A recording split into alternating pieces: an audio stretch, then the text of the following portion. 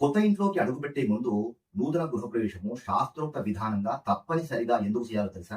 గృహప్రవేశం అంటే నలుగురు వ్యక్తులతో దంపతులు కుడికాలు పెట్టి ఇంట్లోకి వెళ్ళడం మాత్రమే కాదు.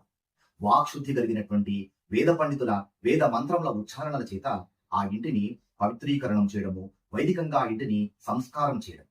శాస్త్రోక్త నూతన గృహప్రవేశంలో ప్రధాన ద్వారము దగ్గరే సుమారు 45 నిమిషాల ఆరాధన ఉంటుంది.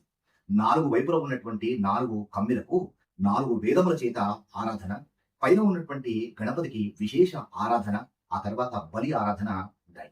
గృహప్రవేశంలో గణపతి పూజ, పుణ్యాహవాచనము, షోడశ గౌరీ పూజ, వాస్తుదేవత ఆరాధన, క్షేత్రపాలక ఆరాధన, అష్టదిక్పాలక సమేతంగా అధిదేవత ప్రత్యధిదేవతలతో నవగ్రహ ఆరాధన, ఈ దేవతలకు హోమాలు, పూర్ణాహుతి, సత్యనారాయణ స్వామి వ్రతము, వేద ఆశీర్వచనం వంటివి నిర్వహించాలి. శాస్త్రం చెప్పిన విధంగా గృహప్రవేశం ఆచరిస్తే ఆ ఇంట్లో సుఖ శాంతులు ఉంటాయి. ప్రశాంతమైనటువంటి వాతావరణము ఆ ఇంట్లో ఉంటుంది. చాలా వరకు నేటి గృహప్రవేశాలు తూతూ మంత్రంగానే జరిగిపోతూ ఉన్నాయి. శాస్త్రోక్తంగా నూతన గృహప్రవేశం ఏ విధంగా చేయాలో తెలియజేస్తాను. వెంటనే సంప్రదించండి.